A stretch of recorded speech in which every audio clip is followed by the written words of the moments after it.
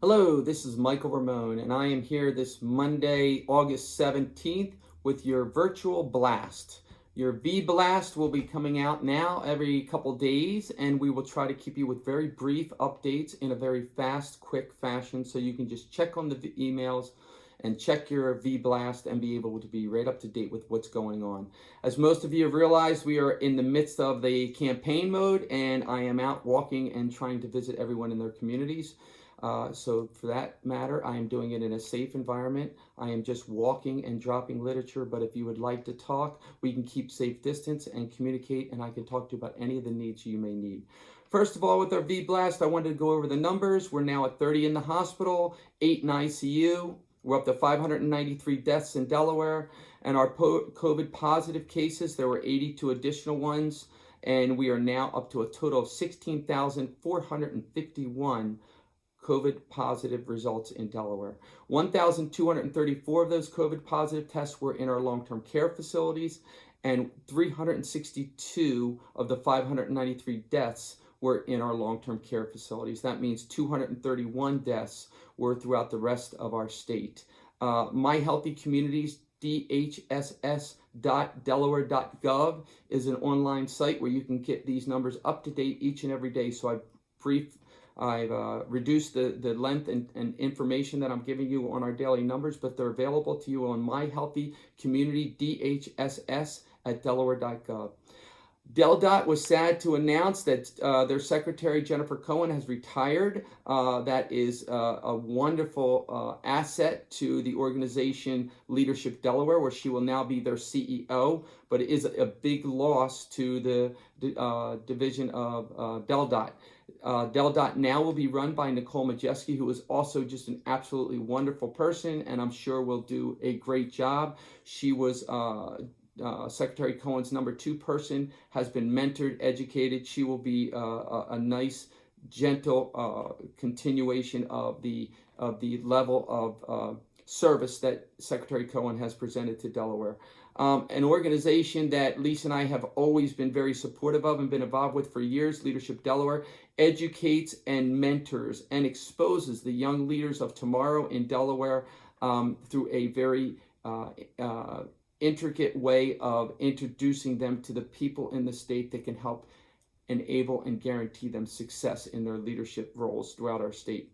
Mid-County Senior Center opened up last week. I was happy to be there on Monday and enjoyed attending the reopening. I noted the safe COVID response initiatives that they've done throughout the entire building to help begin to implement and keep our seniors safe and healthy in an environment where they can have some level of social interaction. I think that's incredibly important to our seniors, and I'm very happy that Mid-County is open once again.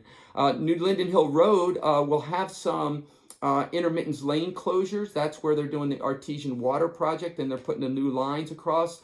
All those lines are sitting up there at the Pike Creek Bowling Alley, where it used to be the Pike Creek Bowling Alley. And some have asked me if there's something going on at the Pike Creek Bowling Alley. No, there's nothing going on there. They are just using that as a holding location, and they're running line from New Linden Hill Road up to Limestone Road. They need to go under the boulevard there, and there will be some intermittent lane closures on August 29th, which is a Saturday, to allow for the pipe to be laid by Artesian Water. Easter Seals is having a drive-through virtual fundraiser event on August 22nd, which is a Saturday. That will be from 10 to 2 at the Easter Seals location. Check it out for me. It will probably go out on our email blast. I'm sure it will, and it will be on all their social media for Easter Seals. You can just Google it. And a lot of the nonprofits are very much having a difficult time raising money. And these fundraisers are very important to help them continue to do all the good stuff they do. Again, a big fan of Easter Seals, and I feel that anything we can do to help them is extremely important. So thank you for trying to support Easter Seals. August 29th, which is this Thursday, Representative Michael Smith will be hosting a virtual reopening meeting with Secretary of Red Clay, Darrell Green, and that will be at 12:30. I will also be participating with Michael on that. Dr. Green is going to be on a Zoom that he can chat with people, listen to some of the concerns and questions, and be doing his best to be accessible to the people of Red Clay so he can give them a clear vision of the reopening of our education system in the Red Clay School District. On Wednesday, August 26th, I will be hosting Christina School District Superintendent Dr. Dan Shelton, also in a virtual reopening Zoom meeting where the community and everyone in Christina can chime in. That will be at 6 o'clock on, like I said, Wednesday, August 26th. So I will send out on our emails, and I'm sure Dr. Shelton will send it out through the Christina School District, and Representative Smith will be participating in that with me also. I'm hopeful the conversations will be open and positive. I don't actually think it's productive to keep talking about opening schools or not opening schools, opening schools and not opening schools. I think the focus needs to be on how do we educate our children in a safe environment given today's climate. And conversations like the buildings being safe and clean, and the safety and the health of transportation, not just the children, but of the drivers and the employees and the teachers within the schools. And probably most important, the efficiency of a health check policy and process which checks their health coming and leaving the schools. I think both are mutually important. So maybe they can be some of our conversations, and that could help us speak with both superintendents of Red Clay and Christina. Representative Smith and I are very proud and very grateful to both superintendents for giving us an hour each to go over this for the people in our districts. Our next V-Blast, as we're going to call them, as opposed to our E-Blast. If you aren't getting our E-Blast, please go online. It's mike@mikeramone.com. Send me an email, and I will send it to Stephanie, and she will add you to the list. The V-Blast will be going out on both Facebook and YouTube, so you will be able to access them through either. They're going to be shorter, quicker, more direct, and much more to the point.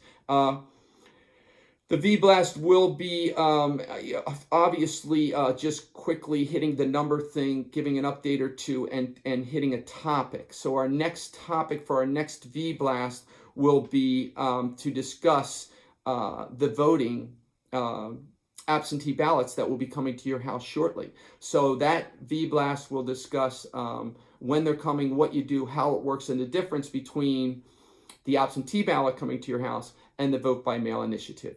So until next time, thank you for your support. Thank you for your loyalty. Stay safe and stay healthy.